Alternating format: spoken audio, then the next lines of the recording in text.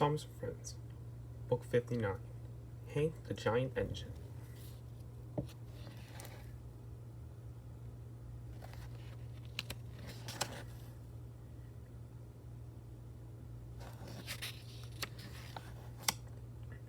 This is a story about Hank, a special new engine the size of a giant. At first, the engines thought Hank was too big for his buffers, but when Thomas ran into trouble, they soon learned that Hank had a big heart too. Hank was a brand new engine who had just arrived on Sodor. Hank was very special indeed. He was a very big blue engine with bright red boiler bands. The Fat Control invited all the engines to come and welcome Hank to the railway. When they saw how big Hank was, they gasped. "Hank looks as strong as a giant," peeped Percy. "I'm sure he isn't stronger than a Sodor engine, though," Thomas puffed proudly. The Fat Control had lots of jobs for Thomas to do that day. "First, you must take new machines from the docks to the factory," said the Fat Controller. "Then you are to pick up slate from the quarry and deliver it to the shunting yard. Lastly, you must pick up an old tractor from Farmer McCall's farm and take it to the repair yard." "Yes, sir," peeped Thomas. Hank thought Thomas must be a very important engine to have so many big jobs to do. Hank was pleased when the Fat Controller told Thomas to show Hank all the sights of Sodor. "You must be back by tea time for Hank's welcome party at Tidmouth," the Fat Controller said. "Hank is a very special engine." As Thomas buffered up to the trucks that held the machines for the factory, Hank shuffled alongside him. Hank wanted to make friends with Thomas. "Hello there, Thomas," whistled Hank. "You look like the finest little engine I have ever seen." Thomas was not very pleased to be called little. "I'm a tank engine," he huffed. Hank saw all the trucks that Thomas would be pulling. "They look very heavy." "Let me take those trucks for you," chuffed Hank helpfully. "No, thank you," peeped Thomas. "I'm strong enough to pull much heavier loads than this," he said, as he puffed out of the docks. Hank hoped he hadn't hurt Thomas's feelings. Thomas and Hank arrived at the quarry. Hank was surprised. He was sure the Fat Control had told Thomas to go to the factory first. "I'm going to pick up the slate trucks," Thomas huffed. Hank was worried. "The slate trucks look heavy, too." "Hold your huffing, Thomas," smiled Hank. "Let big old Hank take those trucks for you."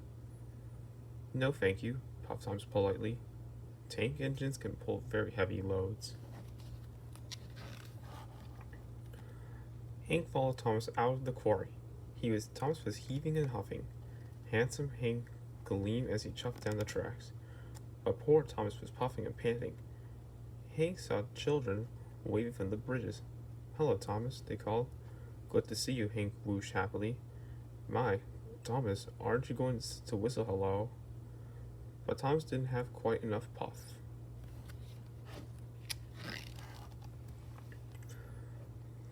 Thomas and Hank loaded at the farm, where Farmer McCall was waiting with the tractor on a flatbed trailer.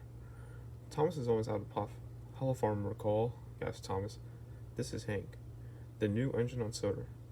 "That's a mighty fine tractor you have there," Hank whistled, as it was coupled up to Thomas's trucks. Then he looked at Thomas. "Say, you look all puffed out. I'll take the tractor for you." But Thomas didn't want any help.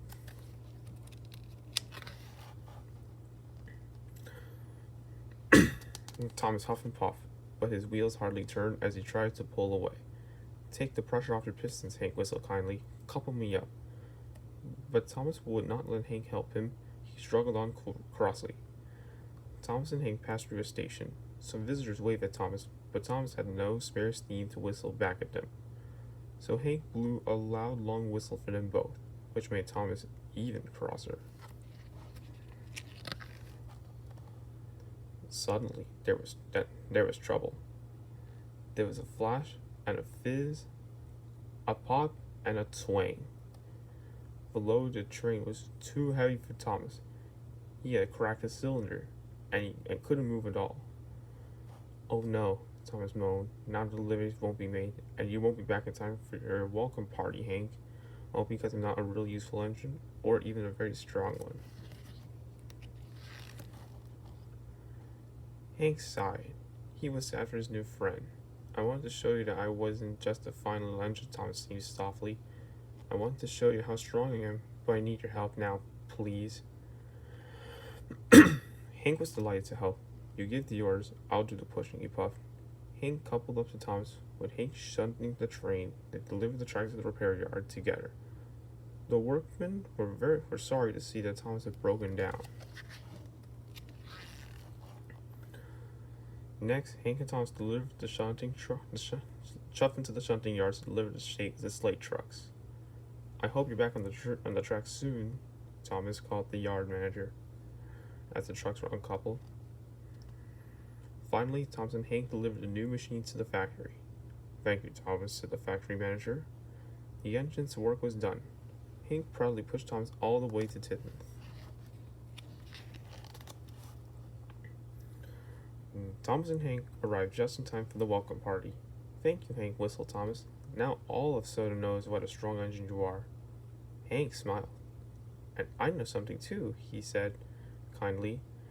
You're the engine everyone cheers for on Soda. That's really something to be proud of. Thomas was pleased. You are a special engine, he smiled to Hank, and a very special new friend too.